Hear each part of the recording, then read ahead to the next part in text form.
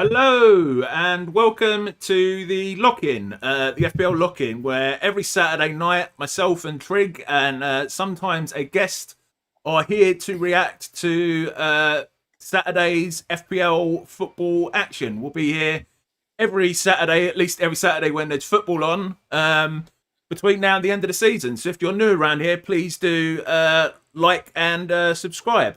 So joining us today, we have, I think this is the first time you've joined us since day one of Game Week 1, isn't it, Roberto? A couple of weeks ago? It was Saturday. Nah. It was it day one of Game Week 1? I feel like it was more recent. It was the Game Week. Was it the Game Week 2 reaction stream? Game Week 1 reaction Game Week 1, yeah, it was all the way back. It was the day after we'd been to Fest. Anyway, how are you, mate? Oh, yeah, the days are blurring. But no, I'm great, thank you.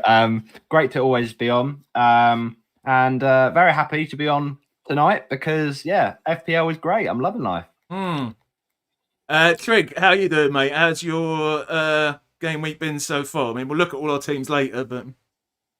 Bloody terrible. Absolutely terrible. No, it's not. Well, it's not great, but we'll have a look later. We'll have a look later, yeah. I mean, I put Bruno Fernandes screaming in a way as the thumbnail for this. As in, he could be really happy, or he could be absolutely, it could be expressing my frustration. And the fact that he scored that goal meant that I can actually be on this stream and not feel like, wanting not to be here. I'll say that. Yeah. So what we're going to do is we are going to have a look over the games, who got the bonus points, who got the defensive contributions, who scored, who assisted, etc. Then we're going to have a look over our three teams, how we're doing so far, who we've got to play. We'll also have a quick look at D-Unit and Andrew FPL Nightmares team, our fellow co-hosts of these podcasts, and then we'll also have a look at live rank if we can get it to work to see who's going to play tomorrow. But before I do that, I'll just shout out some people in the chat. Hi, Liam Mackay. Question: do we need to get Cunha out? So we will be doing questions later on. That's what I should have said. We'll do that towards the end. But quick reaction, lads. Cunha out? Do you think? I don't think any of us have got him, have we? I only brought him in for a short-term punt anyway, and you do have him? Yep. Yeah, I've got Cunha, and he'll be gone. Be gone. Yeah, Roberto, would you be if you had him in?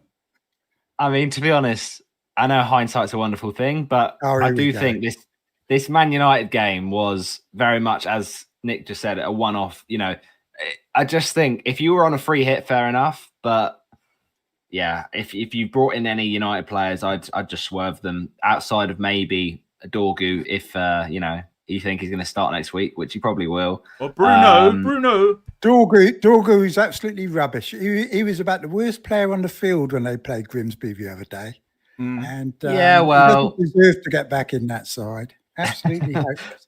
And you can't go on about hindsight because you cannot hindsight injuries. There is no way of knowing how many points Cunha could have got if he wasn't injured. So it's very well being smug when you're getting Chalobah off the back of your bench. Lads, remember I discussed No, talking over each other. Remember that. All right, let me just let me finish saying hello to some people in the chat before we look at the game. So hi to Connor, hi to Podner, hello mate, our moderator. Hi to FPL Derby, FPL Sparta John, hello mate. Hi to Claire, Hippie, Paul, Zykel, Paul Hustler, mate. I haven't seen you for a while. Jack Brokenshaw. Awesome. All right, so let's we'll start with going through the games. So the first game was obviously this afternoon, Chelsea versus Fulham. So I know, Nick, you watched this one as a Chelsea fan. I'll just read through the stats and then I'll hand over you to your thoughts. So goals from Enzo Fernandez and Pedro. Chalobah, who I think we're going to talk about in a little while, with an assist, as well as an Enzo Fernandez assist.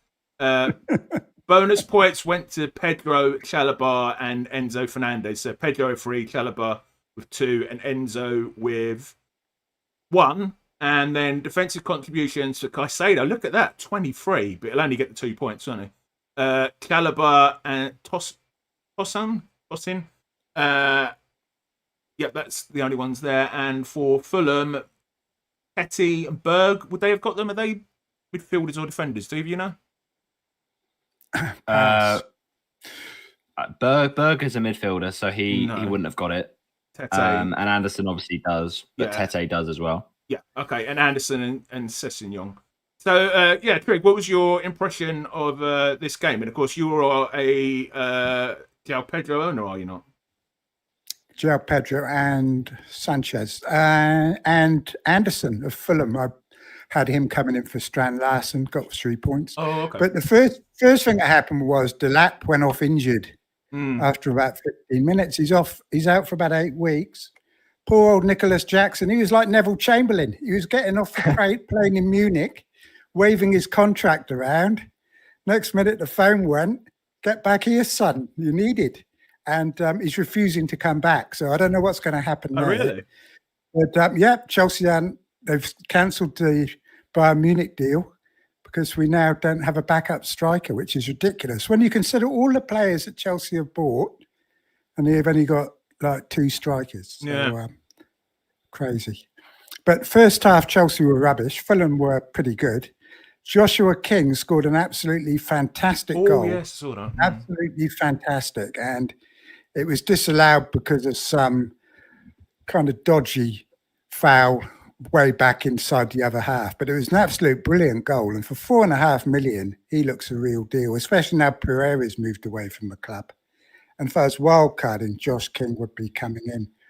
João Pedro scored in the 9th minute of injury time in the first half, when there was only supposed to be 8 minutes.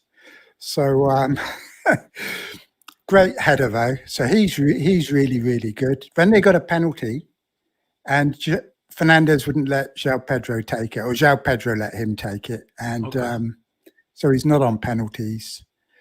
But Chelsea looked really good in the second half. Esteban was lively, could have had a goal but didn't get one, and was hauled off after 63 minutes. But defensively they got the clean sheet, but it was a very lucky clean sheet, I'd say. Fulham were attacking quite a bit in the second half. Yeah. But I think you need João Pedro if you haven't got him, people, because he's gone up a level from Brighton. So composed, calm, and with Delap out, he's going to be playing a lot of minutes. Yeah. Do you think he's carrying your team a bit, João Pedro, or just owners in general? He's got so many points in the last couple of weeks. He's carrying my FPL team, that's for sure. He's about the only player. He's about the only player I've had any points from, and my captains each week. So yeah. Have you got João Pedro, Roberto? Oh, it's a silly question. As a Watford fan, of course I do. Oh yes. He was the first player locked in my team game 1 because he's just such a player. He's honestly incredible. Every time you watch him, he oozes class. And yeah, I just had a very confident sort of feeling that he would deliver as an FPL asset, and it's proving that way. So yeah, just very, very pleased with him. Just very pleased with Chelsea. I think they've been very surprisingly, good. I did think they would have a good start to the season, but I didn't think they would be scoring this many goals. And it's great that they're spreading goals around the team as well. As great as João Pedro's been and, been prolific, they're also finding ways to score through other means. In the West Ham game, Chalobah scored. In the West Ham game, the likes of Esteval, really doing well. And even in this game, João Pedro, so unselfish, already scored. And there's other players that can step up to take the penalty if needed. So, yeah, very, very happy with those 2 Chelsea players in my team at the moment. I say 2. It could well have been 3. It was 3 at the start of the season, but Palmer was easily sold. So, very pleased with Chelsea at the moment. Just say hello to Darius and Andrew in the chat. We're going to be having FPL night. We will be having a look at your teams later. Andrew's saying he's frustrated. It's been tucking it down outside, and so he can't get out to do a walking video. He could have jumped on it. He could have jumped on here with us, but he's probably feeling too high and mighty now after his black box appearance to come on with us on the Saturday night, isn't he? Yeah. And Zykel saying, I think he's talking about Pedro's ownership is above 60% now. It'll be 70% next week. So, yes. Getting to the stage if he continues doing what he's doing. Which is a bit of a shame, isn't it? Yeah, it's getting quite dangerous not to own him. So the next match, which was the match that I cared most about this game week because my captain's Bruno Fernandes, 3-2 to Burnley, 3-2 to Man United. Sorry, goals from Mbeumo and Fernandes, and obviously there was an own goal as well from Cullen, and assists from Man United from Dalot, Ahmad, and Casemiro. Goals from Burnley from Anthony and Foster, assist for Larson and Mona, however you say that. And then bonus points, and Mbeumo with 3, Fernandes with 2, and it looks like Foster there at Burnley with 1. And then defensive contribution points for Fernandes, Cullen, and Ekdal. And possibly Hugo Kueka. I'm not sure if he's a defender or he's a midfielder. He's a midfielder, so he won't have got one then. So, lads, I was watching Darius D Unit's wonderful live watch-along video today, which he did with his wife or his girlfriend, who also I'm facing in his league this week in a head-to-head. It was absolutely brilliant. The emotions that they went through, United obviously getting an early lead, but then Burnley twice, equalising, and then did they take the lead? Did they take the lead? I think they did. And then Ahmad, Mbeumo then equalising, but then the Fernandes as a captain, I was dreading. I was on a live stream watch along with Darius last week, where we literally had to watch Fernandes miss a penalty. And for him to come in with that penalty in the last minute was fantastic from an FPL point of view. But from an actual football point of view, it's not looking great for United at the minute, is it? Roberto, I'll come to you first, mate, after Grimsby. I mean, yeah. The thing is, I know a lot of people were like, let's not read too much into this Grimsby game. They're still playing a Burnley side that defensively will struggle.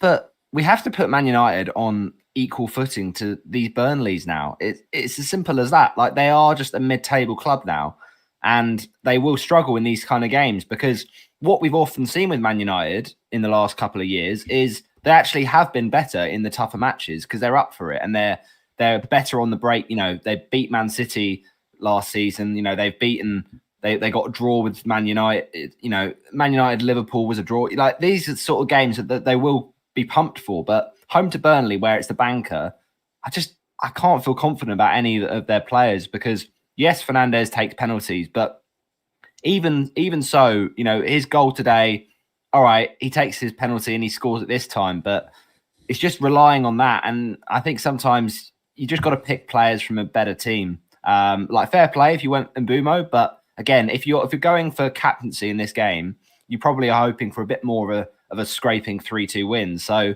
yeah, I mean, Man United, the jury has been out on them for months and months. So yeah, I just think I'm glad I avoid that transfer this week, because you just can't trust them to keep clean sheets in these kind of games.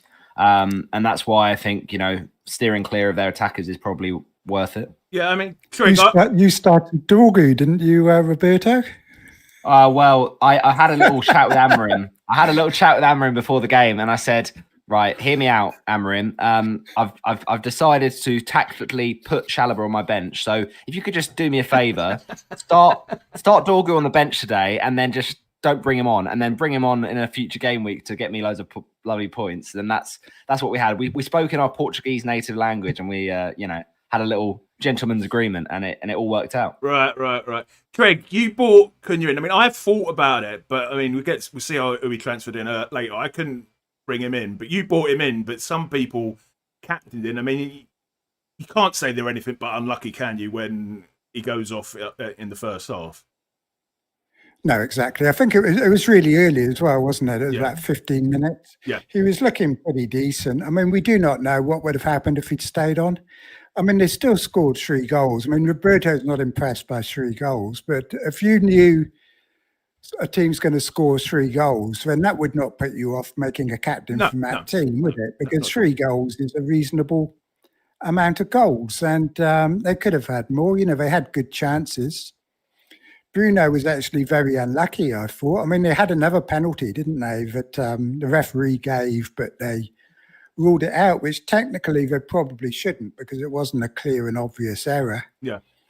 And he was very unlucky not to get an assist with the first own goal as well. I mean, it went to Casemiro, who hit the underside of the bar, and then it bounced off a Burnley player and went in. So he didn't get the assist.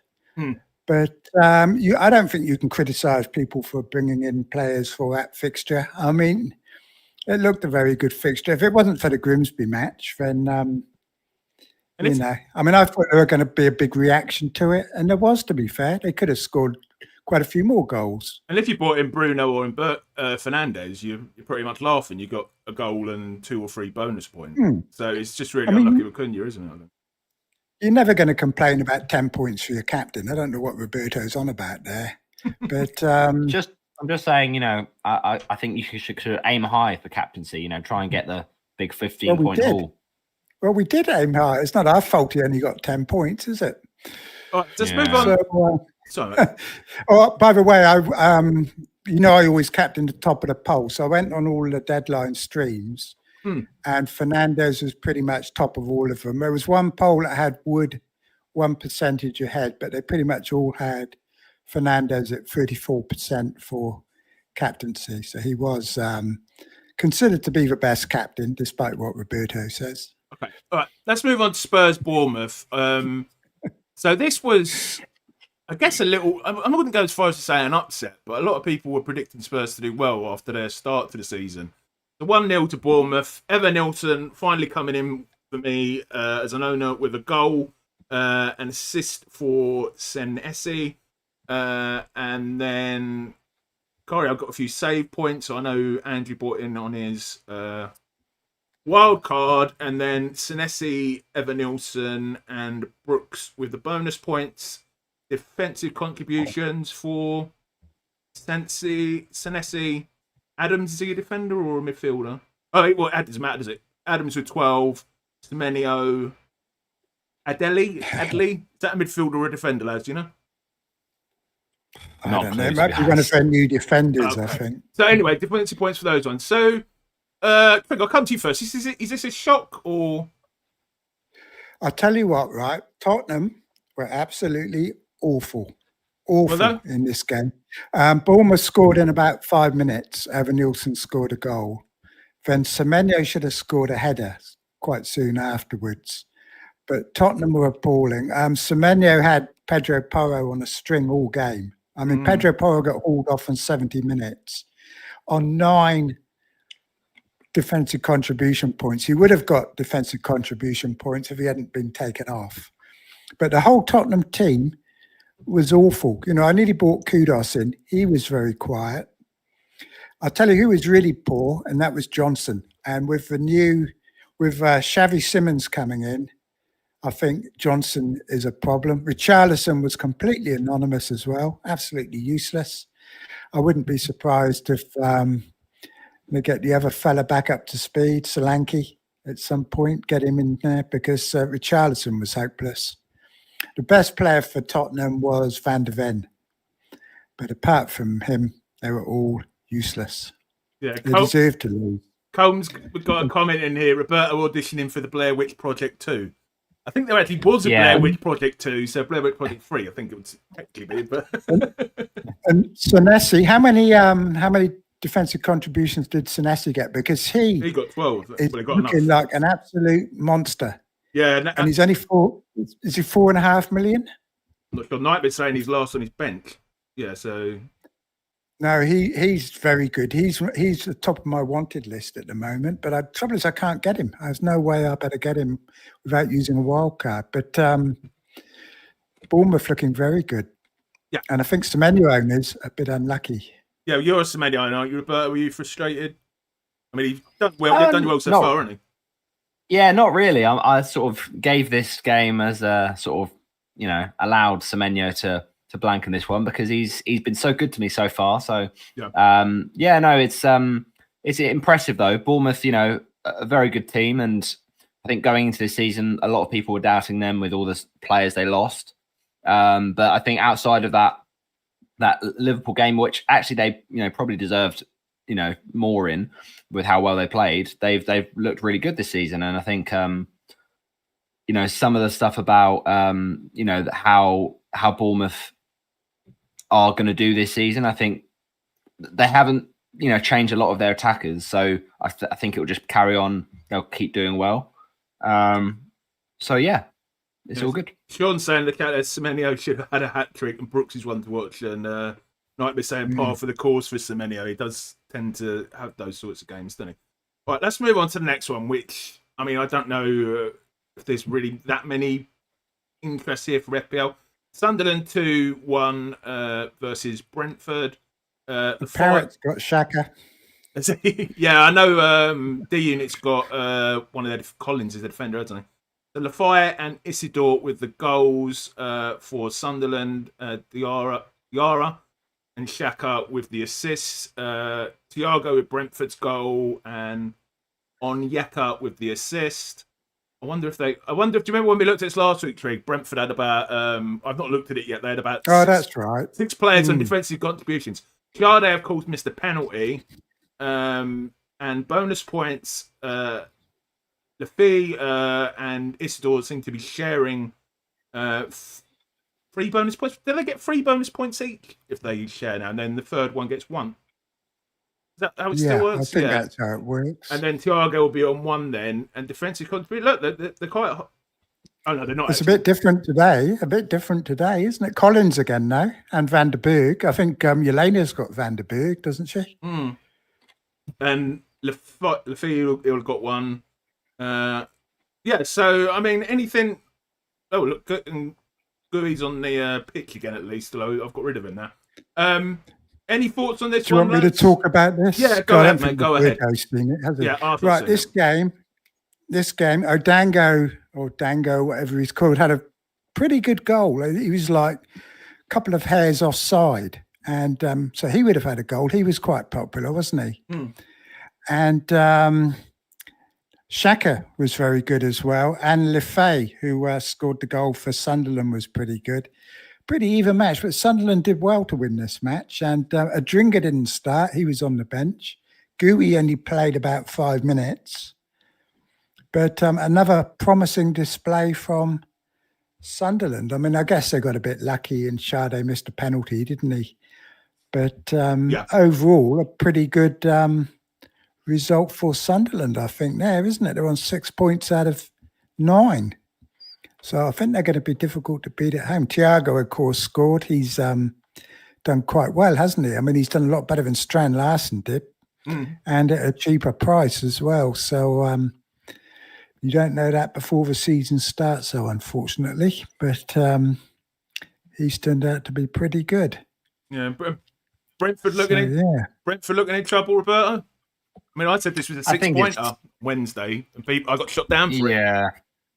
I think it's still quite early to say that. I think Brentford, they knew this was going to be a season of transition and a season of change. And I think they showed a lot of positive signs against Villa. Obviously, defensively, I think is where they're going to struggle a bit more because they've lost Wissa probably and lost Mbumo. They just don't have the luxury, even players like Thiago, who, has made a good start to his life there. It is very much, it's not as dynamic in their attack as it was with all their attacking options. Now it's almost quite central towards Thiago, and it just makes it harder for them to really go gung-ho in games. So I think, they are going to face more shots. And again, they've got a whole new, with Kelleher coming in, a whole new sort of back line a little bit. So I think we had to expect a little bit of teething problems, but I think they'll be fine. I honestly think eventually that it will click, and I think Keith Andrews is he knows how to get them shored up. So I think Sunderland as well, we have to put this into context that not many home games are going to be as tough this season to get points from, or away trips I should say, for the away side than Sunderland. Although I think Sunderland will still be in the relegation battle, it's just that atmosphere they create is just, it makes a massive amount of difference. And I think it's huge for the likes of Leeds and Burnley as well, that they are winning their home games at the moment. I mean, obviously Leeds drawing today, but if they can keep getting these home points, then it's going to be so massive for them this season to have any chance of staying up. Yeah. Okay, let's move on to Wolves vs Everton, which I guess is the game of the day, really, wasn't it? Well, along with Man United, Burnley in terms of goals. So Wolves 2, Everton 3. Gomez and He-Chan with the goals for Wolves. Monetzi and Wolf with the assists, and then you had this guy, didn't you? I don't know if you still got him, Roberto. Dewsbury Hall, Indai, and Beto with the goals for Everton. Grealish, who I'll ask you both in a minute if you reckon he's an option, because he's been doing very well, hasn't he? With Grealish with 2 assists and Dewsbury Hall with an assist. Bonus points: Dewsbury Hall with 3, Grealish with 2, and Beto with 1. And then defensive contributions saw Keane, Garner, Tarkowski, of course, Grealish with oh no, he's just missed out, hasn't he? There, almost getting defensive contributions. And then I'm not sure if Bueno and Totti. I think they're both midfielders, aren't they? Defenders. 11. Oh, they're always defenders. 11. Okay, so they're on there as well. So I mean, well, I'll come to you first, Roberto. Do you still have Dewsbury Hall? And if you did you start him? Of course, I started him, and I had faith in him. A lot of people were getting very sort of cold feet on him because, okay, they had that Leeds game, but again, we can't read too much into that opening night of the season. You know, Leeds were always going to get up for that game. I think people started to overreact a lot with that happening in game week 1. And then game week 2, he was unlucky to not get a return, I thought. You know, played well, got the assist for the first goal.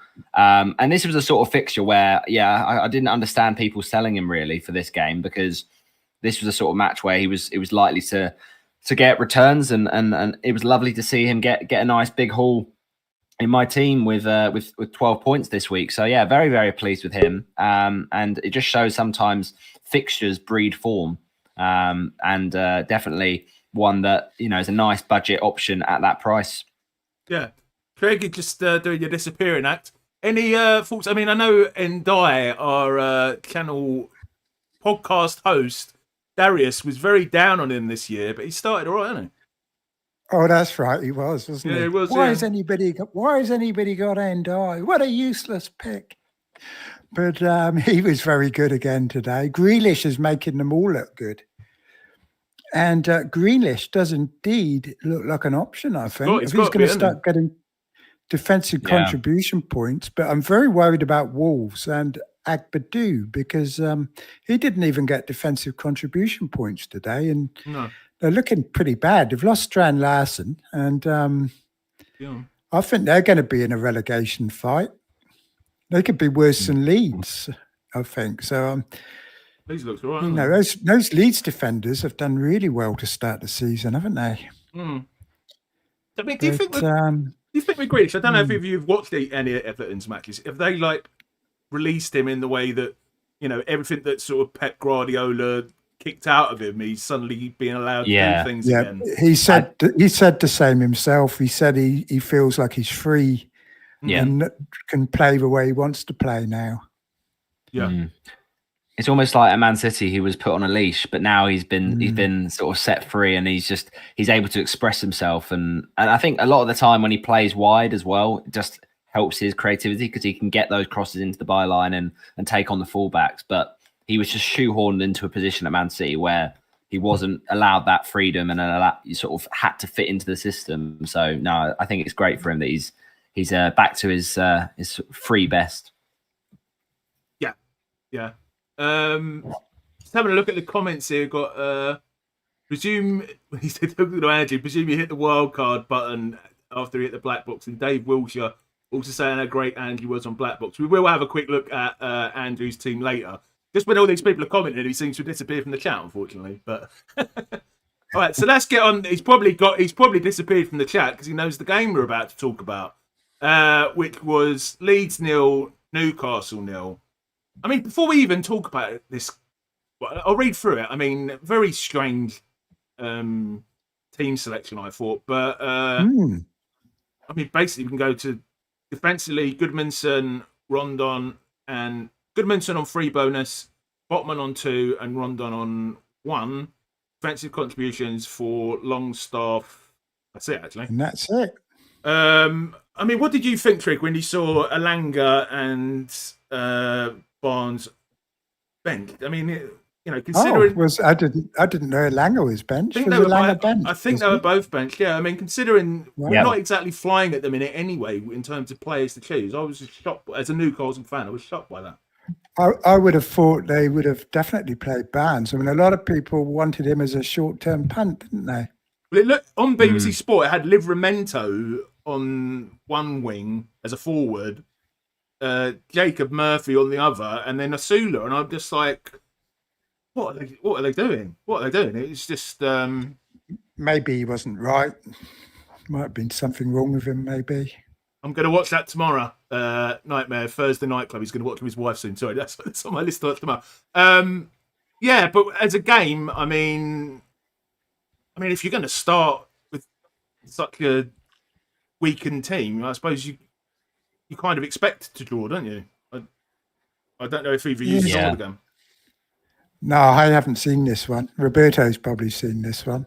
I've not seen it. I was heading back. And to be honest, I'm glad I didn't see it because by the sounds of it, it didn't sound like a thriller. No. I mean, it's like you say, Gary, like I do think with all this, going up in the air about Isak and the suspension for Gordon and, it was good that Shah, was able to play because that was obviously his concussion he spent the right number of days. Yeah.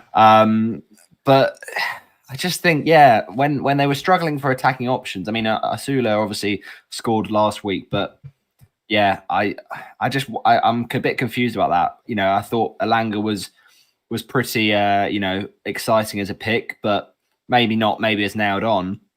But as you say, I really thought Barnes would play because I just feel he gives so much more to that Newcastle attack. And without him, it's like, as you say, Livramento, if that's where he did play, that is very odd because although he's got a bit of attacking ability, it's not the same, of course. So I think Newcastle will just go again after the international break, and it's been a bit of a slow start for them. Obviously, 0-0s in 2 games out of 3. But Liverpool, playing when you're playing a promoted team, as Andrew's just said, playing pretty much a 5-4-1.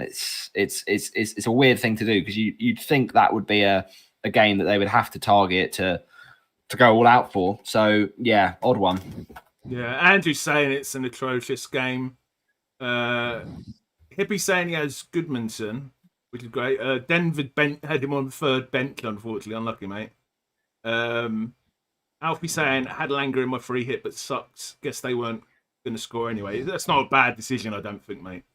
Okay, all right. Let's go on. So we'll have a look at our 3 teams. We'll also have a quick look. We're getting quite a few requests. Well, we're getting quite a few questions about Andrew's team, so we'll have a quick look at his wildcard as well. Plus Darius's team, who's bottom of our point scoring, I do believe, this week. So we'll start with you, Nick. I think you've done the best out of us 3. You're on 32. Not really. Well, I'm on 42. Okay, let me see if it's updated. But I haven't done the best because I've not got as many players to play as most people. I've only got 4 players left. Okay, let me read for your team. Trig, and then I'll ask you about it. So Sanchez with 6. I was so annoyed because I thought when Fulham scored, King scored. I was like, yes. I didn't have any players in the game. Like, yes, it works out the clean sheet for Chelsea, but obviously it didn't. Sanchez with 6. Murillo still to play. Porro with 4. They must have upgraded him. Why did he get 4? Hang on. What's going on here? They must have given him an extra. I'm just looking at live FPL now, and all the bonus points have changed. I don't know what's going on. I think they're in the process of confirming the bonus, but they just. We'll have a look at live FPL. We have tried to upload it, but it wasn't uploading when we tried. We'll have a look at it later. Anyway, Agbadu with 1. Salah still to play. Cunha with 1. Reinders with still to play. Fernandez captain with 16, which is going to go up to 20. At least it was going to go up to 20.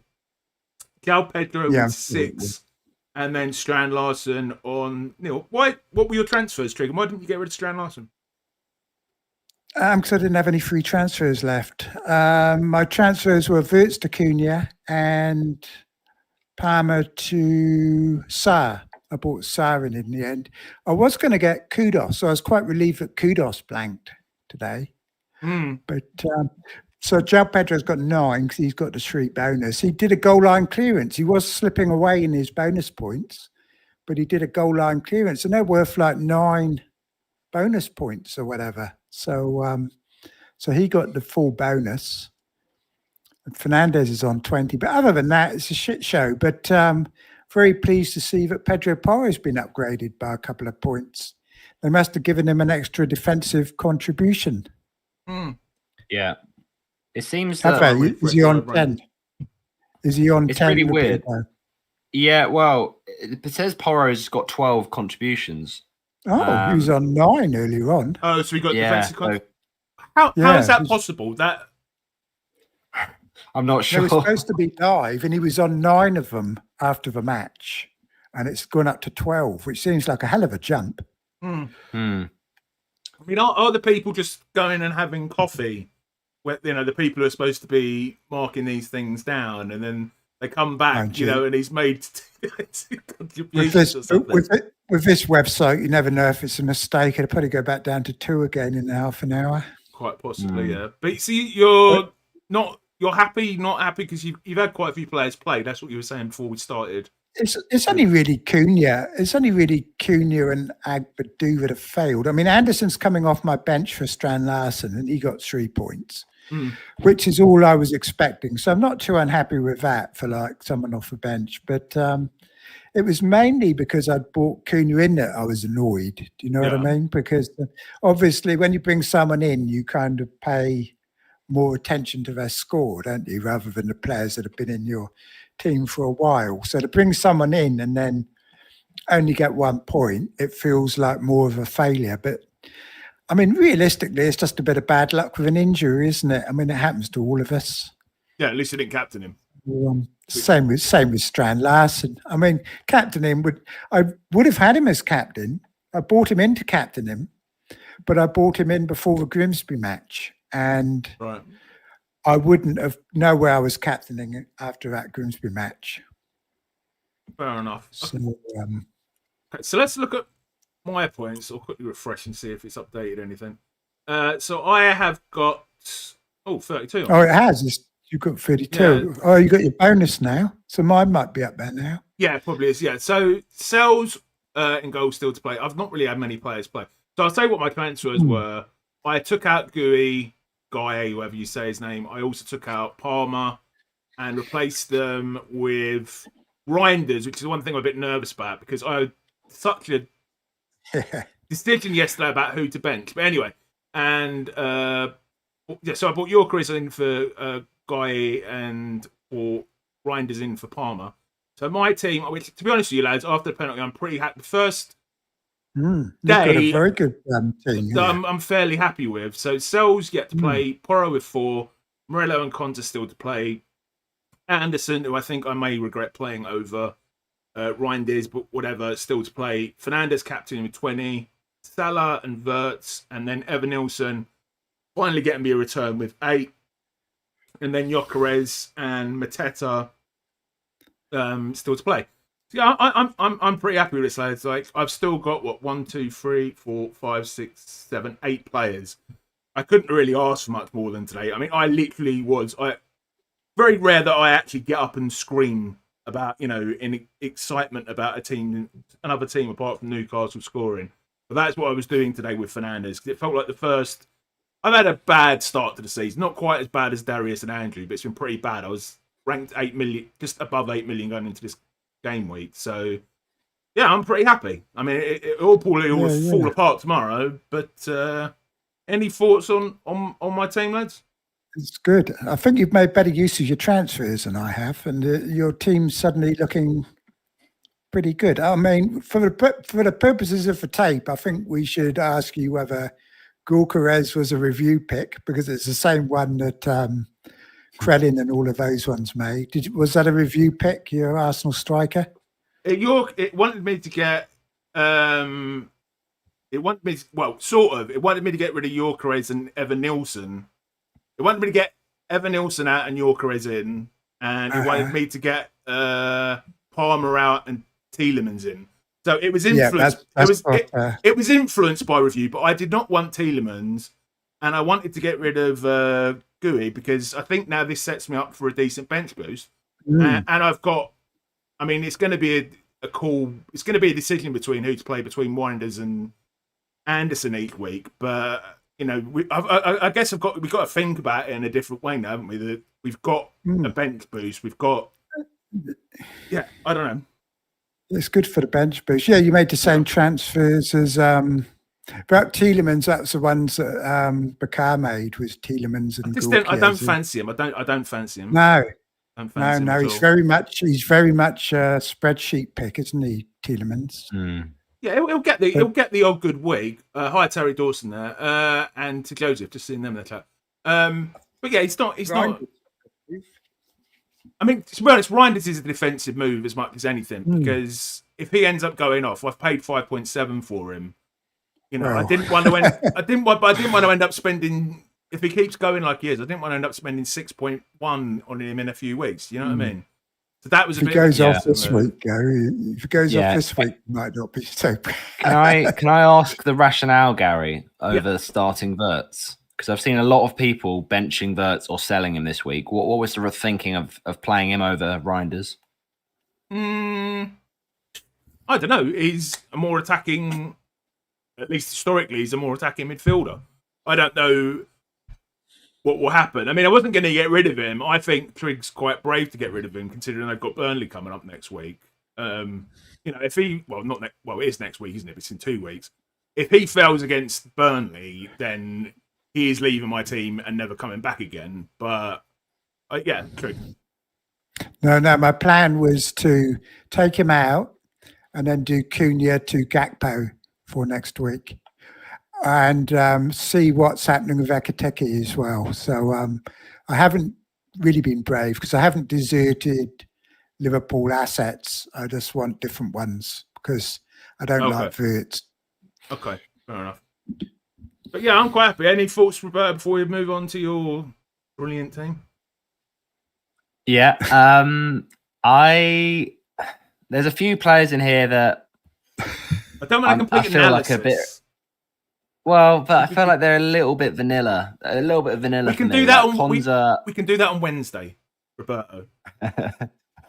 Yeah, Konza and Anderson, not for me. Mateta, maybe.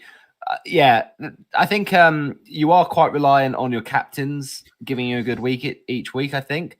I mean, as is everyone, but yeah, I mean, Fernandes. It was a good thing he scored.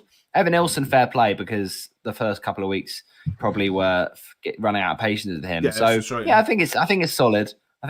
So and it's nice with the extra Poro points. So yeah, you've got a decent setup there for sure. It's nice to have Matera as well. He's got Sunderland, I think, next week. When I looked at my team for later. Anyway, let's have a look at the fluky team. The fluky team, who is now up to 27 points. This is Roberto's team. So he's got Sells in goal, Morello still to play, Poro with 4. So we'll see, ladies and gentlemen, a quite fluky coming off the bench here. Actually, but you've got. How's he going to come off? I'll read through it and then I'm going to ask you. Dorgu with 0, obviously didn't get off the field. Salah with because he's a defender. Salah get to play. Semenyo 2. Sarr still to play. Dewsbury Hall with 12. Fair play for playing him over Wirtz. That was a big call. Wood captain. You love Wood, don't you? Still to play. I do. Watkins and João Pedro with 9. Talk us through it, mate. I mean, so you're getting Chalobah off. I mean, that's the big thing with 13 points, isn't it? Yeah, so 40 points for me, and still got 6 to play, including my captain. So yeah, feeling very good about this week. I had full faith in Pedro to at least get me some defensive contribution points, and he did that. So that's nice. And Dewsbury Hall, yeah, lovely little haul from him. Pardon the pun. But Pedro as well, just just good points. And Semenyo, as I said earlier, we can allow him a week off. But I feel like, with the players I've still got to play as well, I'm hoping for a Forest clean sheet. I think that Forest game will be a big Forest win. And I think Villa, the way defensively Villa have looked this season, I think that's got some good potential for Sarr. His record against Villa, as Andrew pointed out on the Black Box stream with Az, was absolutely sensational. But I was looking at him, ahead of game week 2, and I was very, very close to bringing him in. So I brought him in for Cole Palmer. And I also then did Wood in for Mark Guiu. So I feel like I've got a nice balance now. I've got good options off the bench if I need them. And that's how it works out this week. I was just, got Chalobah there if I needed him. This week I needed him, so he delivered duly. And I feel like I'm very, very happy at the moment. The way the season started, hopefully I can get 59 or even better 60 points this week, just so I keep gradually going up in terms of points each week, because I got 59 last week, 58 the week before. So yeah, pretty happy, I have to say. Great. Surely this is the case of one very good benching decision in terms of Dewsbury Hall versus Verts. Although we don't know how Verts is going to do yet coming off. And then a very, very fluky one with Dorgu bench instead of Chalobah. Would you agree with me there, Nick? Indeed. Dewsbury Hall over Verts, obviously a very good move. But he did say himself when we were analysing the Burnley match that Man United defence was awful and that teams like Burnley were always going to score. So that being the case, we have to wonder why he chose Dorgu over a magnificent. It's all a smoke screen. A magnificent Chelsea defender. But seriously, Dorgu was the worst player on the pitch against Grimsby, and that's saying something. So Dorgu owners, I think, are in a bit of strife because he didn't even get a single minute. You're very, very lucky.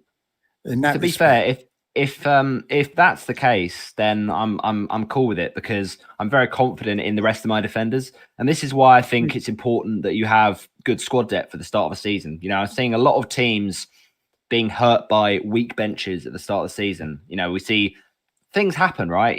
We can't expect all our players to play every single week. We saw it with João Pedro.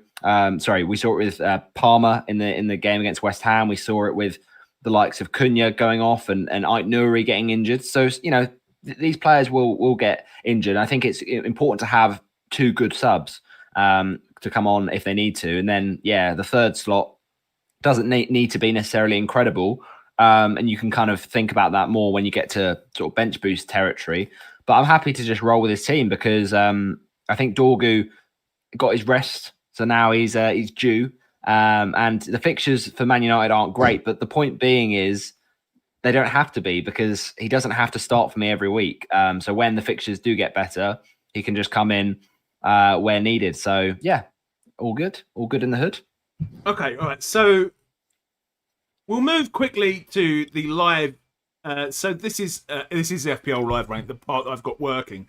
This is Andrew's Dreamers, which for any FPL Nightmare fan is basically a league containing 5 PubCast lads, lock-in lads, a lot of big content creators, and a few of... Oh, look who's in 4th place. And look who's in 4th place.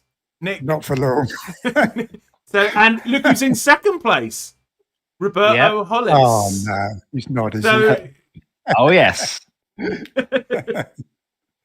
You've got more chance of staying there with Wood captain. You could do very well actually tomorrow. I'll be cheering on Wood for you tomorrow. Oh yeah, so I'm going to do that. Thank you, Nick. So the PubCast currently has the 2nd and 4th best content creators in FPL appearing on us. But going down to you mean the history of FPL? The history of FPL. But going down to the other side of the league, Andrew, of course, was... Where am I? I've gone up a bit, but I won't worry about me. But Andrew was bottom of this league, and Darius, prior to this game week, was about 5th from bottom. Andrew has now risen to second from bottom, but Darius is now just third from bottom. So I thought we'd have a quick look at their two teams. Let's start with FPL D unit, Darius. So I'll do a quick refresh to see if the points are updated. D unit should have listened to the card because the card didn't have Cunha. It's doing that thing again where it's making me log in. Incredibly frustrating. Oh, good. We all know your login and password now. Well, you know, I mean, you don't know my password. I've got that covered up. But okay, I think those two have actually signed up for my mini league. I apologise to the viewers about this. How do I get to his team? Do you know, lads? Yeah, just click on it. Yeah, it's a new league, Trig. Let's go. We can go to. Go on my one, the community head-to-head. This one? Yeah. There's D unit at the top, second from the top. You're just beating me in our little match there. That's second from the top. There. That's and he's playing the Parrot. So he's just on. Parrot's going to smash him. He took a -4. He did, yep. The Parrot took a -4, or Darius did. No, Darius has. Yes, Darius has, yeah. So he's got Sells in goal, still to play. Collins with 3. Milenkovic, still to play. Dorgu with 0, who the author guess will be coming on for him for West Ham. He won't get Evan Nielsen. He won't. He won't. Gapco, a lot of people were saying in his live stream, it might save him again, which is what happened last week. And Sarr still to play. Fernandez with 10. Cunha, captain with 2. Reindeers, Haaland and Watkins still to play. What do you think, lads? Has he had a bad start to the season? He was saying that on his watch along today, the spirits are forming against him. You know, there's nothing you can do right. Would you agree, or is this bad decision making? Yeah, no. I mean, you can't. Cunha's injured. You can't legislate for that. And the rest of his team looks fine. There's nothing wrong with any of those players. Yeah. Apart from Dorothy. No, I think it's unlucky. Yeah. I think Collins as well, you know, you would have backed for a clean sheet.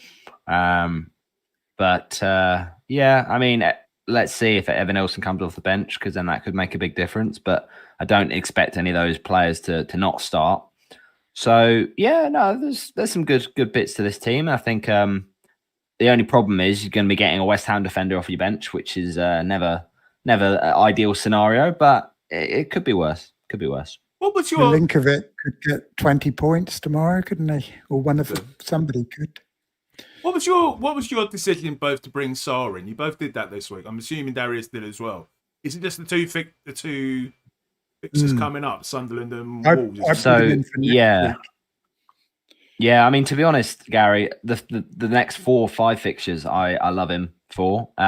His record against Villa is absolutely incredible, because that's the sort of team he scores well against. You know, up on the break and gets in behind, and that Aston Villa high line is so tantalising. And then after that, it's Burnley and Sunderland. So very, you know, good fixtures. And then after that, it's Liverpool, who he always scores against. So yeah, I just think Palace are a very, very good team. I think despite the loss of Eze, they will continue to score goals, and Sarr is very instrumental in that. So yeah, just love him as a pick. I think the fact I've seen a few people move for him this week, but the fact he was still quite lowly owned was quite surprising for me. So happy to jump on him. Yeah, Bellen's just making a comment. Next time, do prep with online snapshots. I would do, Bellen, I do for the pubcast, but you can't do that, unfortunately, when the game is updating literally while you are streaming. The unit saying captaincy killed me, let's be honest, unless Pep Roulette comes in for me. Yeah, I'd agree. I mean, as we said earlier, you can't really blame anyone for the bad game week if they captain Cunha, can you, Nick? No, exactly. You can't start saying it's a bad decision just because he's injured after 15 minutes. So what's the difference? He got 12 points. He would have got 21. So it's costing 9 points, I guess. Not captaining Fernandez over Cunha. So in terms of the season, it's not really season defining, is it? No. Okay, let's have a look at FPL Nightmares team. So Andrew, wildcard. I'll update this one as well. Andrew did hit the wildcard after he was. First of all, lads, he had a brilliant debut on Black Box last night, didn't he? We're all very, absolutely. We're all very proud. It's like one of our it's like we're all brothers, and one of us has been promoted to. I don't know what I'm trying to say, but we're all very proud, aren't we? Oh, absolutely! Like it made him look like he was a regular on the show. I mean, it just effortless in his charisma, his connection with Az. I mean, it was just they were bouncing off each other like.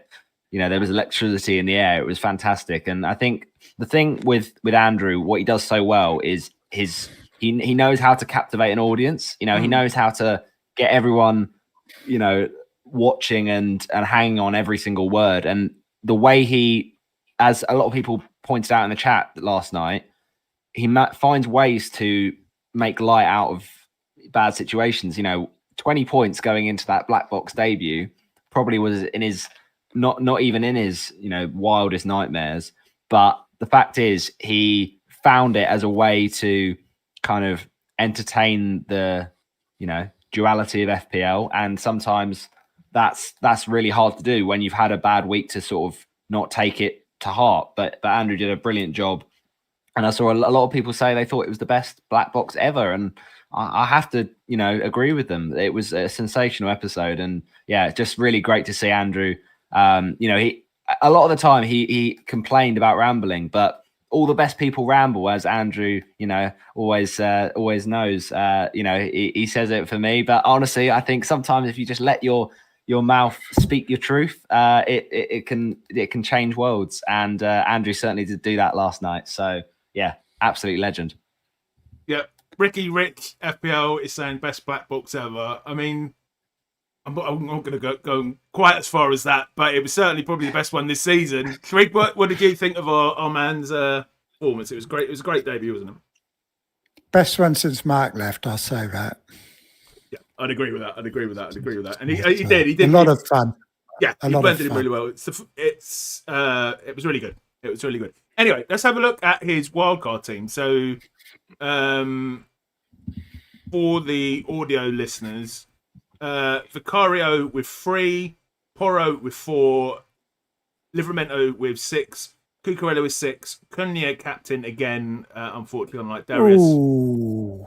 With 2, Sar still to play, Kudos with 2, Ouch. Barnes, who's obviously bent with 1, Wood still to play, João Pedro with 9, and then Haaland Weiss with still to play. And then Dubravka, Reinders, he's benched Reinders as well. Agbadou with 1, and then Senesi 14 on third bench. You would probably bench him out of those. What I will say is this is a prime example of 2 different players. One of them's Roberto, and the other one's Andrew, who have had completely different starts to the season in terms of luck. Like Roberto has had fantastic luck the entire time. Oh, come on. Whereas Andrew, anything that could go wrong has gone wrong. You can't win at this game. You can't win at this game. If you do well. The only thing he has done wrong, I think, is putting his bench order with Senesi and Agbadou. But even then, he wouldn't have got Senesi on. So, I mean, it looks a decent team. I mean, to be honest, Barnes, you couldn't expect Barnes not to start, could you? No, I mean, the reason he wildcarded is he listed them in our chat, didn't he? He had about 5 players either injured or I think did he have Larson, Saka, Palmer, some other people, I can't remember. So I can't say he shouldn't have wildcarded. The only thing that really put me off wildcarding, despite my terrible start to the season, was I just didn't know who I would wildcard to. Roberto, what's your thoughts on Andrew's wildcard team? Yeah, I mean, with a lot of these players, they're players that there were decent picks before the game week kicked off, especially with Barnes and Kudus. I think they were very unlucky to get nothing. In terms of the fixture was there and the form was there, well, maybe not so much with Barnes, but the fixture was there at least. With Cunha, yeah, I mean, it's very unlucky he's picked the wrong one. Because if he'd picked any other Man United attacker, then, but yeah, I mean, it's bold with the captaincy, and I respect his his bravado to pick that, because it was a big call to go outside of the sort of more template picks. But sometimes to make gains in this game, you have to take a risk sometimes. And I think a lot of these players, as Andrew just said in the chat, will be good in future weeks. Like Kudus next week could be great against his old side. This is a team, as we always say, when people wildcard, it's a team for the future. You can't be too overreactive or sort of emotional about how it goes in the first week, because you are building for long term. But yeah, I mean, at least he's got a lot of the players we probably would want in future weeks. And yeah, it's unlucky with the Senesi one, but to be fair, I don't think many people would have expected a Bournemouth clean sheet. So I think there's a very solid setup here. It's just this week's not quite gone to plan. He's saying in the chat, Andrew's saying in the chat, he picked this team with a -4 in mind. Please do let us know what the -4 is. Nick's talking to Miss Triggerlips. No. Miss Trigger, formerly known as Triggerlips, as I should say. This is Trig. This is Trig. What's your -4, Andrew? What's your -4? I mean, I wouldn't be doing a wild card with a -4 in that, would you? You shouldn't even be using transfers a week after you use your wild card, let alone -4s. Particularly, I mean, you two lads are doing so great. I mean, what are your plans? I mean, we're going to have 2 pubcasts. We do a pubcast every Wednesday at 6 p.m. Me and Trig and the lads. So please do join us for that. We're going to have 2 between now and then, but just very provisionally, I guess you're both happy with your teams? Me? Yeah. Very unhappy. Nick, I'm happy. Nick, go. Okay, Roberto's happy. Of course, he's going to be. He's second best content creator in the world, ladies and gentlemen, at the moment. Nick, what are you unhappy about? Lots of things. Strand Larsen. Okay, yeah, you've got to deal with him. We'll go back to your turn. Gooey. Yeah. Strand Larsen. Steve. Agbadu. Pedro Porro. Cunha. And apart from that, it's all right. No. I mean, I don't need to wildcard. I mean, I can just do Cunha to Gakpo, which was my original plan, and hope that Strand Larsen moves to Newcastle and starts, in which case my team looks okay for next week. So I've got Sire at home to Sunderland and Captain Salah, of course, and it doesn't look too bad. But I think if Ekitike moves to... If Isaac moves to Liverpool, I want to get him in straight away for Strand Larsen or Gooey. But I've only got 1 free transfer. That's the problem. So I'm actually thinking a wild card in this team. But it's, like I said, it's not terrible, but I could do with a bit of tidying up. So there could be a wild card over the international break, possibly? Yeah, if I do it, it'll be soon, because there's nothing worse than activating at the end when you've missed all the price changes. Yeah, if you're gonna wild card, you need to do it today or tomorrow. Well, I guess tomorrow would be the. Yeah, it's a pity the transfer window doesn't shut till Tuesday, does it? Which is a bit late. Yeah, you could put it off to then. Roberto, let's have a tiny look at your team again. Obviously, we've got ages to go, but any earliest thoughts? Yeah, I mean, it's the thing to be fair, I always enjoy doing it when the deadline passes and it's like, 12:30 and you look at your team for the next week. And to be honest, I think it's quite easy. I mean, a lot of my players outside of maybe Chris Wood have got great fixtures. So I could even, if I want to, bench Wood against Arsenal and play and bench Dorgu as well, because he's got Man City away. But everyone else has got. Oh, actually, yeah. Maybe I'll that was the other one. Murillo's got Arsenal, so maybe I could make a transfer if I really needed to, depending on sort of international break injuries if we get any. But yeah, I'm feeling good about it because you got Palace, Bournemouth, both at home, and Palace against the promoted side, and then you got double Liverpool attack against the promoted side. So it looks pretty strong. I think it probably would be a change to the defence, if anything, but it doesn't feel like an absolute must of a transfer. If we get news about Hoover, because there's been rumours of him maybe leaving as well. I mean, he's currently flagged. Maybe I could make a transfer there, but because I don't have any money in the bank, actually no, I do have a bit of money. I've got 0.8 in the bank, so I could potentially, but it feels like a very unnecessary change. So I think maybe potentially I might just roll a transfer and reassess in game week 5. I think. Okay, good. I'd rather have your team than my team. A transfer I was thinking he could make would be Hoover to Dyson. See what I did there? My mum did that one about a few years ago. But we'll have a quick look at my team, and then we'll have a look at the fixtures for tomorrow, and then I think we'll probably wrap up. And I can actually look. I'm quite happy with this one, lads. Yours is good. Sells away to Arsenal, Porro home away to West Ham, Anderson at home to Leeds, Conza away to Everton, Reinders at home to Man United, Fernandes away to Man City, and then why I've kept the Liverpool why I've kept Wirtz, Salah captain, and Wirtz away to Burnley, Evan Nilsson at home to Brighton, Gyökeres at home to Nottingham Forest, and vice captain Mateta away to Sunderland. Home to Sunderland. I'm quite happy. I don't think I'll make any move next week, lads. Maybe I'm a bit bullish. Maybe I'm a bit bullish after having my first decent day in FPL so far this season. Consa's the only weak link. I mean, he's not even good for defensive contributions. I don't know why anybody would have started the season with Consa. But I wasn't the only one. There were a few people at Fantasy Football Fest that started with him. Any suggested moves for me, lads? Or I know it's very early, but... I'd just save that. Yeah. Yeah, I think that's what Mateta could be very good, couldn't he? Yeah, well, hopefully. I'm hoping he outscores Sarr now that all of you guys seem to be rushing Sarr into your team. So let's have a very brief look at the fixtures for tomorrow.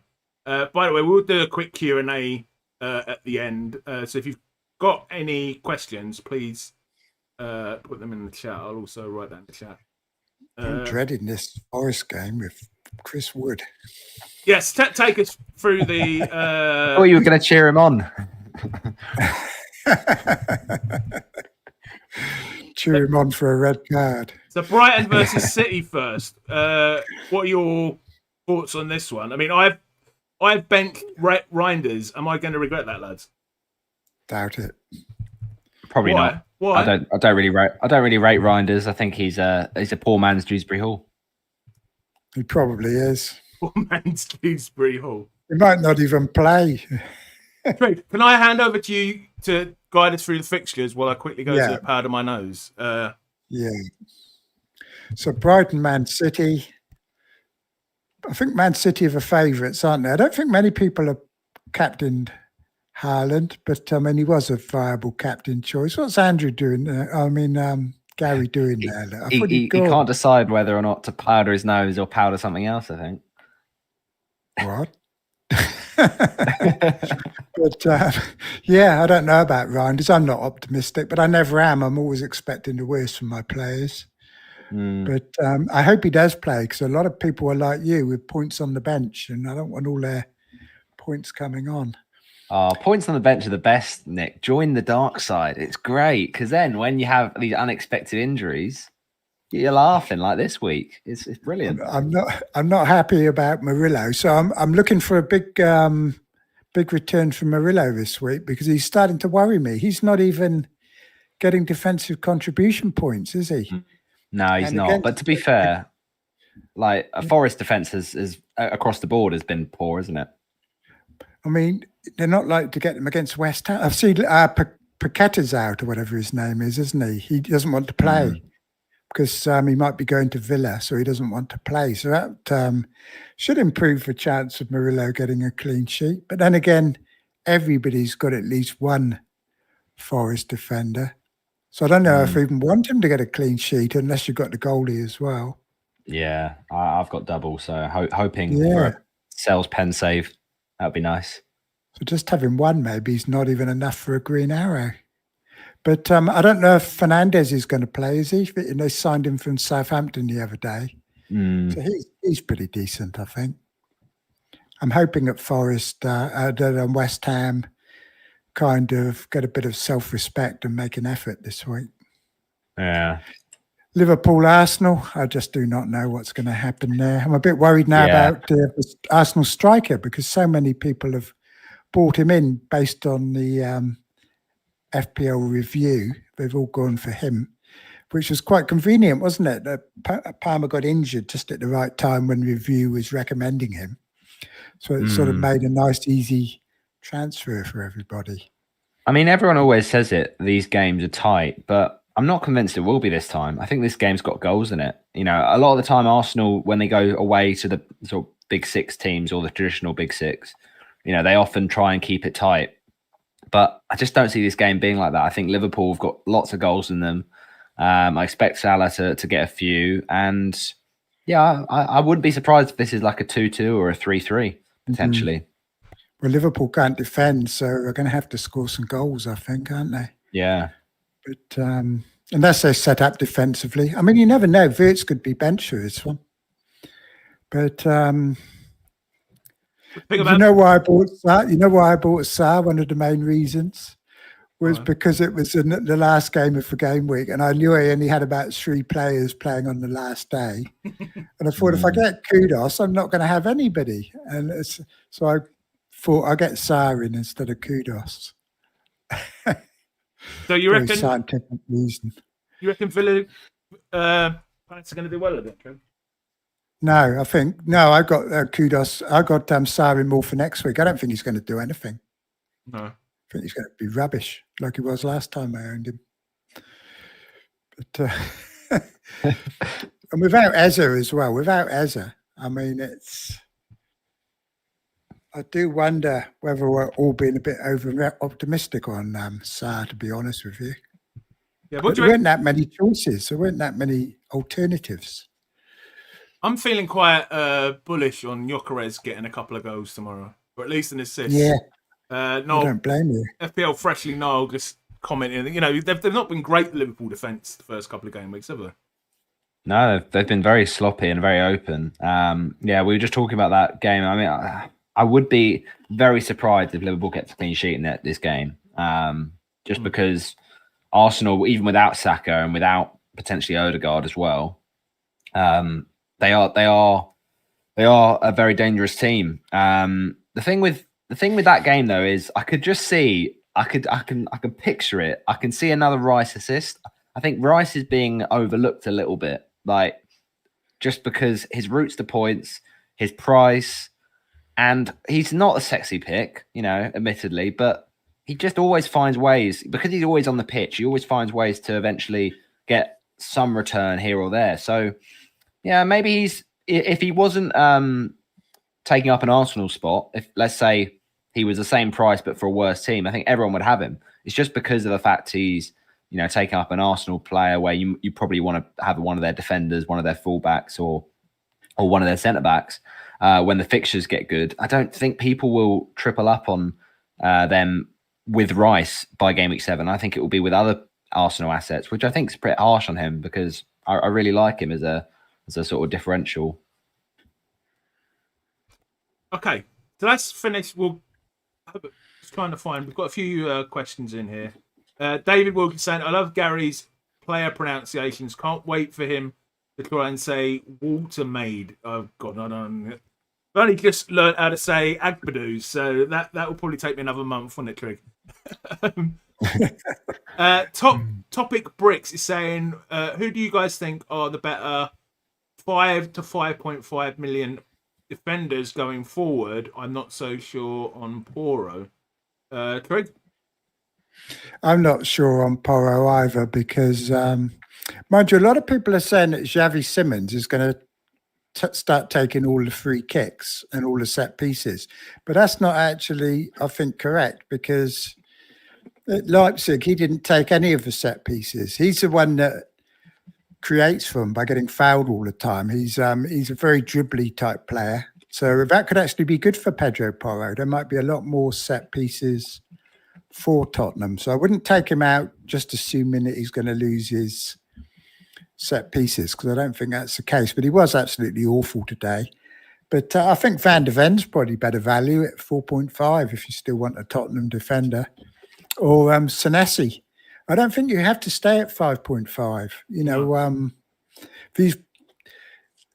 Tarkowski's getting so many points, isn't he? But there's some good options at 4.5 as well that are just as good as the 4.5s. I think Senesi's just as good as any of the 5.5s. And Forest's good fixtures run out soon anyway. So, One of the reasons I didn't mind taking the money out of Palmer, putting it straight into Gyökeres, is because I don't think there's not really many people I want in defence.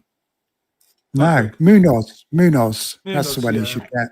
Yeah, I forgot him. Yeah. Roberto? Yeah, I think there's a lot. I'll let you finish your food. I think there's a lot of like Nick was saying. I echo what Nick said. You know, there is a lot of options, especially at 5 million. You know, you got players like Chalobah you could put in your team. You've got, players like Patrick Dorg. No, in all seriousness, no, there are some really good value options. And as you say, they don't have to be at 5.5, but I do think Porro is still a really good option. I think he just offers so much attacking threat. And yes, you're not going to get the clean sheets every week, but you probably knew that when you were buying Porro anyway. And Munoz as well. Like, I know that these DEFCON points will factor in, but I still think a lot of the time, even for the attacking players, they just magically get some DEFCON points, as we've seen tonight.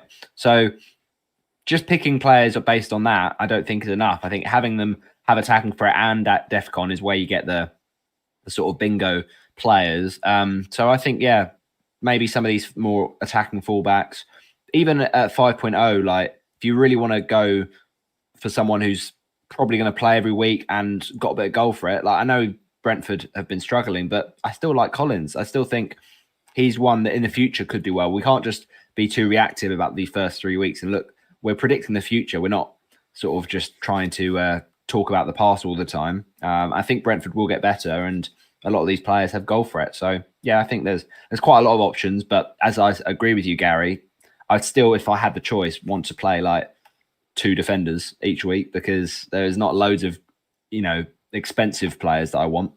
Yeah, Chris Woodstock is saying, Gary, do you play the piano or is that a green screen? I am an expert pianist, Chris. No, it's a green screen, mate. It's a green screen. I've got a horrible wall behind me, which is why I use it. This is an interesting question from I Am 1974. Usually we loathe international breaks, but with 1 being ecstatic and 10 being you do not want it at all. Where are you on the scale now? We've got a few answers already. Chris is saying 1, Combs saying 2, and I Am himself is saying 3. I'm going to say I'm probably... Before today, I would have been at a 1, as in I definitely wanted it. But now that my team looks like it's doing all right today, I'm more at like a 2 or 3. Trig, where are you on the scale? With 1 being you really want the break. 1 you really want the break, and 10 being no, you don't want it at all. You want FPL back as soon as possible. 8. I don't really want to break. It go on forever. We've only just started the season and we're having a 2-week break. It's going to be interminable. Absolutely interminable, this wait for the next games. I bet your Andrew and D unit would be a 10. No, a 1. They'd probably be ecstatic. They'd be ecstatic. How about you, Roberto? I'd say probably a 3. I think it's always nice to just bathe in and reflect on the start of the season and, look at what went well, and just have it saved on your phone, screenshot it, try and enjoy it, lap it up because we don't always get time. We've got busy lives. Sometimes life can go fast, and sometimes you miss things, and it's important to reflect on the past glories. So yeah, I think it's great. I'm happy that we're having a nice little rest, because we can then go back to this game week 4 and carry on the same way. But it's nice to have a little reminder of what we've done well. Jemima Unicorn there giving it a 7. So just saw another question. Kevy is saying 20 million for 2 attacking players, 1 midfielder, 1 forward. Who would you go for? If he doesn't have to use it at all. To 20 million on 2 attacking players. Trig? Can I ask you something first, Gary? Is this related to it? I mean, you brought the Arsenal striker in this week, didn't you? Yeah, I know he's got. But what happens if Isaac doesn't go to Liverpool? That's why I didn't want to bring in an expensive striker this week, because I will 100% want Ekiteke. So that would be my answer for striker, should Isaac not go. So I don't know if he owns Fernando. Yeah, midfielders are difficult, isn't it? There aren't any, are there? There's no expensive midfielders. I mean, I don't know. Yeah, I guess 20 million. You can't spend 20 million unless you get Haaland and a cheap Haaland and Anderson or something like that. Is about 20 million, isn't it? Yeah, I guess, or Salah and a cheaper striker. Yeah, if you don't own Salah. Yeah, I mean, Roberto, what would you do? It's tricky, isn't it? Like, strikers, there isn't a lot to pick from. I think when at the start of the season we saw all the options, we thought, oh, these all would be great, but a lot of them are underwhelmed. And there's lots. Well, but a lot of the outside of João Pedro, a lot of them have, if they've returned in one week, they've blanked in the next or whatever. Like there are a lot of okay strikers, but they're not absolutely on fire at the moment.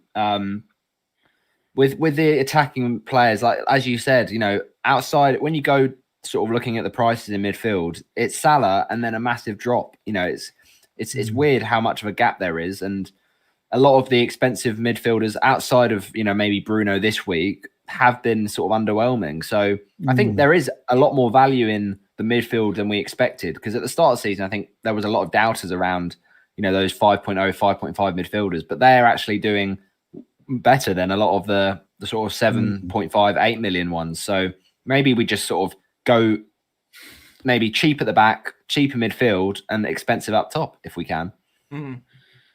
So I think the new Newcastle striker, I reckon, is going to be very good.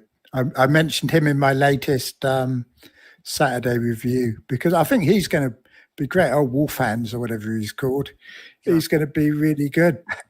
Niall's asking me, do I think Newcastle will sign another striker before Monday? It's very difficult, isn't it? Because, I mean, presumably if they sell Isaac, they've got to. But if Isaac's still there, it's such a difficult situation. I mean, I don't know if you guys heard anything on the Vissa. Well, it looks like Strand Larsen, doesn't it? It's obviously why Strand Larsen didn't play for Wolves. You reckon? But they need more than one striker, don't they? So I mean, they always say it, don't they? They always say at this time of the season, this player's out injured, but it's very convenient when the window is only a couple days away. So yeah, it is dependent on Isak. Don't get me wrong, but I would be surprised if, number one, Newcastle had someone prepared outside of Strand Larsen or Wissa, and number two, if Isak doesn't leave, I don't see why they'd buy another one. Isak may well leave, but I look at it, Voltemada as their sort of replacement for Isak, because they're just maybe getting him in case they get the rug pulled from underneath their feet.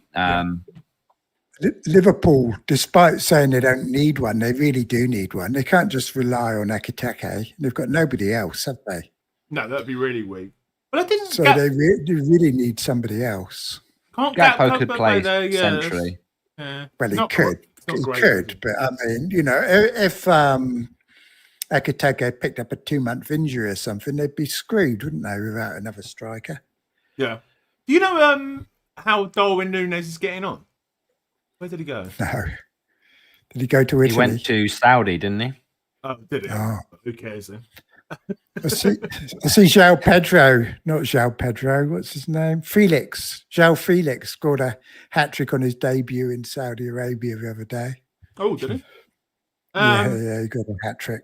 We've got a couple more questions. I am 1974 again is saying, don't think Liverpool have made a bid yet. What does Romano say? I'm not sure about that.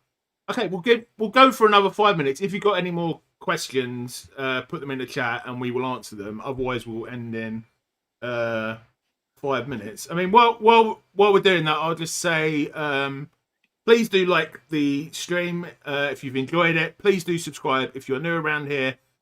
Me and Trig and potentially other people will be coming on every Saturday to react to the game weeks at 8 o'clock.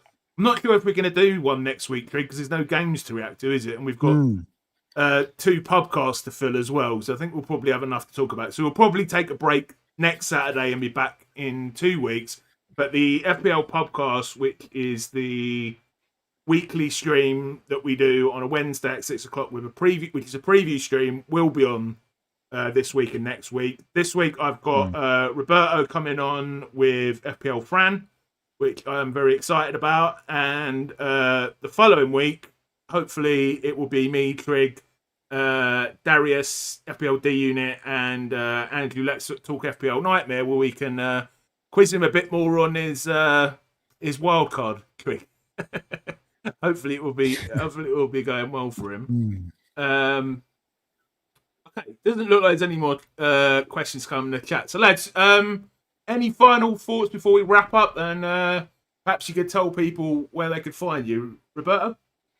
Yeah, just a quick question for you, Gary. Mm-hmm. If you had to guess, who do you think is the highest scoring player in any position so far this season? I bet I know who it is. Well, ask me. I've no idea, to be honest. Going to be someone random, isn't it? I don't know. You tell us, Trig. Shalabar. Correct. Oh, God. He's the highest scoring. I knew it. We do have one question in from Topic Bricks. Are any of you guys slightly stressed about how to best utilise the 4 kits before game week 19? I mean, I've not really got a plan, Bricks. Well, I have a sort of idea. People are talking about free hitting when Man City have got that good fixture against Burnley, so I'll probably do it then. Bench boost will be when it looks good. Wildcard will be when I need it. And triple captain will be when I've got a good player playing against Burnley or Sunderland. Roberto, are you stressed? None of us have used one yet, have we? Nah. Yeah, not stressed at all. I think a lot of the time with chips, we say this at the end of the season, prior to the season when we only had, the sort of one of each, that we left it towards the end because of the double game weeks. Now, obviously, the first half of the season is very different, but because it's very different, whereas with the second half of the season, you could plan it for a certain double game week coming up, you just can't plan, in my opinion, that much in the first half of the season because suspensions might come in. Like, we just don't know. There might be a game that gets called off because of, weather conditions or someone in the royal family passing away or something. And so it's great to have a flexible plan. You could have an earmarked game week 6 as a free hit week, but if in game week 5, 5 games get called off for no reason, not being so restrictive that, if you'd had done it that week, your team was finished is a good thing. Trying to be open-minded is important, I think. Just having a loose plan, and then you can sort of plug the gaps where you need to. And that's the approach I'm taking. My team is doing well, so I could well say, let's wildcard from a strength of position, but I don't think that would be necessary yet. I'll wildcard when my team needs that boost. And the same goes for the other chips, I think. Craig, I guess the thought occurs to me. I don't know if you can remember this, but didn't Ben Crellin post something out the other night? Andrew FPL Nightmare sent to us about a possibility of a double and a blank before game week 19. Yeah. If Crystal Palace reach the quarterfinals of the League Cup, I think it is, and they're also in the Conference League, so there might have to be a double game week. But it'll be a pretty minor one if there is one, and we'll have. I think we'll have our extra 5 transfers by then. So it's not going to affect the team strategies then. Not really. I think. Really. I mean, my wildcard's burning a hole in my pocket. I just like using them early, so I'm always wanting to use my wildcard. So we'll see what happens. Are you stressed about? I think Isaac is going to go. No, I mean the only thing I'm more worried that it's going to be wasted and I won't need them. I mean that's what I normally find if I don't play my wildcard early is that by game week 10 or 11, my team's normally looking really good and I don't need to ever use them. It's normally in the first few weeks where the team, it all goes to custard, and that's when you usually want to use it. So I'll remind you, Trig, didn't you not use your assistant manager last year to right at the end, and then you sort of regretted it because you missed out on the... Correct me if I'm wrong. Yeah, but I did use my triple captain instead, though, and I got like 48 points from that, didn't I? That's true. And I got Salah. I suppose, in theory, Nick, if you are worried that by just activating your wild card, you could make worse what the good... if you think you're on a good run of points and you think, I don't want this wild card, you could just activate the wild card because you have to by game week 19 and just change literally one player. And then there you go. Your great team won't be affected by using the chip. I've done that before and I had to, I just changed my goalkeeper with my wild card. It's absolutely pathetic. And I thought, why didn't I just use it earlier in the season? So, especially now we've got a free hit chip as well. It kind of devalues the wildcard a little bit, and once you've got to have free hit in reserve, I think a free hit's quite a good one to keep in reserve, like Roberto was saying, because if forever is a double game week or anything, then that's the time when you can use the free hit chip. So I don't think I'd use it just to get Haaland in game week 6. I mean, like Andrew said, if he gets rested, that's the game he's going to be rested against Burnley. I think that's either side of 2 Champions League matches. I mean, give Marmoush a go. Why not? So, Just say hello to channel member Shane, who's warning from a grizzly Tamaki somewhere abroad. I think he might be in New Zealand, actually, Trey. Hi, mate. Yeah. Hippie is saying... Taranaki. Did you say Taranaki? Tamaki. You're reading the chat, Trey. Or Tamaki. Tamaki Makarao. Sounds like a Maori name.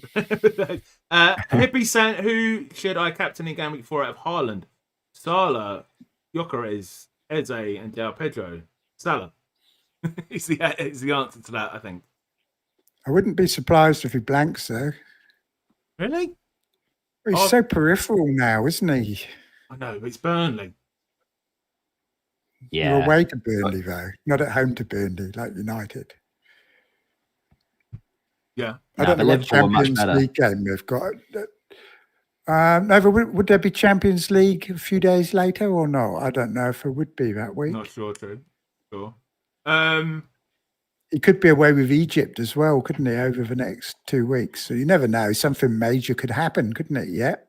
That's the other thing. That's another reason I'm considering my wild card, because I'm already not too happy with my team. And there's always other stuff goes wrong over the international week. Like João Pedro is going to be in Brazil for 2 weeks. Sar's going to be in Africa for a couple of weeks. And they've got the World Cup qualifiers for that going on. So there's a lot can go wrong. Hello to Napsters, who's a channel member. But if you want to check out channel memberships, please hit the join button. I have one more question. Dave Walsh is saying, is everyone going for Haaland game week 6 or 7? Well, I'm thinking about free hitting in the game that he's against. I can't remember if it's 6 or 7 where he's against Burnley. Lads, will you be getting him in for those 2 weeks? Well, this is the thing I think we just said about with the free hit is how much do you value having that sort of card up your sleeve later on? Because the game week 6 fixture against Burnley is tempting, but as you rightly pointed out, if it comes to game week 6 and there is concerns about Haaland's minutes, we could just cover that fixture, in one free transfer with a Marmoush or with a Reinders or whoever it is. So it's not like we have to shift our entire chip strategy for one or two players in a game week. Obviously, it'd be nice to have Haaland that week, but it might be that by the time we get to game week 6, there's one player who's maybe not got the best of fixtures, but he's in an outstanding form after hauling in 4 and 5. So we just have to wait and see. I think we shouldn't be too hasty with booking chips in. But obviously, yeah, in an ideal world, if we had no transfers to make and we could, like, even if we rolled in game week 4 and 5, you could get Haaland in probably if you did a couple of transfers. So yeah, probably not one to go all out in. But yeah, if it comes to that point, yeah, you have to free hit. Then I guess it's not a bad solution. I think a lot will depend on the next 2 weeks. If Salah's not very good against Burnley and Everton, then I think we'll be taking him out permanently and replacing him with Haaland rather than just bringing Haaland in for a free hit. We'll want him instead of Salah by then, I think, possibly. But we shall see. That's the same. Wood has to walk home from New Zealand. Where would he have to walk home from New Zealand? He's in New Zealand during the international break. All right, lads. I think we'll end it here. We'll be going for an hour and 40 minutes. Do you just want to tell us where we can find you, bro? Oh, thank you so much, Top Bricks. Just become a channel member. Roberto, do you want to just tell us where we can find you outside of this channel? Yeah, absolutely. It's been a pleasure, as always, at Gary Nick tonight. So thanks again for having me on. I'm not sure about Wednesday now. I've had something come up, so I'll let you know. But fingers crossed, but I'm not. It's not looking too positive. But no, tonight's been really good fun either way. And yeah, if you do want to check out the podcast I do with my uni mate Chris and Jack. We also have Kanji FPL, who previously of the Round Table FPL. He's been fantastic this season, and we've had some great episodes already with the likes of Fran. FPL Mate Dan was last week. We also have had FPL Marcelo, and we're going to have a week off with the international break, but we will be back for game week 4 with Joe from Fantasy Football Scout and Trophy Joe. FPL. So. Yeah, should be a really good one. So one of my favorite. Got to try and get him on one of these or one of the podcasts. Yeah, he's brilliant. So yeah, looking forward to that. So if you want to follow us, we're on YouTube, Former Sempre Podcast, and we're also on Spotify and Blue Sky, as well as Apple Podcasts, if you prefer that to Spotify for your listening devices. Cool. And Trig, I'm sure everyone will know, but where can we find you, mate? Trigger Talks FPL. I'll be putting out content during the international break, which will of course be of varying quality, probably crap like the one I did earlier. I did one just before coming on here and it was a bit rushed because I wanted to get it sorted, but there's one there for my game week review which isn't that dissimilar from here, but I did put a couple of stat tables on from the Bundesliga for last season showing XG for some of the players that have come over here from the Bundesliga. I mean, I guess there'll be some stuff to talk about, like at least over the first few days with the transfer window. Lot to talk about. Maybe we could have an impromptu stream at some point, perhaps. Maybe a live stream on Tuesday when they do the final. I'm sure some people normally do, don't they? They have like a live stream of a transfer window closing. Possibly. I think that's more FPL, actual football channels. Actual football. Yeah. I watched Goldbridge the other day, or whatever his name is, and he was quite funny after that Grimsby match. Yeah, it was very entertaining. Some classic one-liners about. Yeah, I can't even remember from now. His dead dog. I think one of them was his dead dog would have done a better job in goal than Anana. Dig up my dead dog. Okay, thank you everyone for joining. Please join me, Trig, and Fran, and maybe Roberto on Wednesday. We won't be here next week on Saturday, and then the following week for the podcast, which is on Wednesday at 6 p.m. I will be on with Darius and FPL Nightmare asking about how his wildcard went. Cheers, everyone. See you on Wednesday, hopefully. Cheers. Have a good night, lads.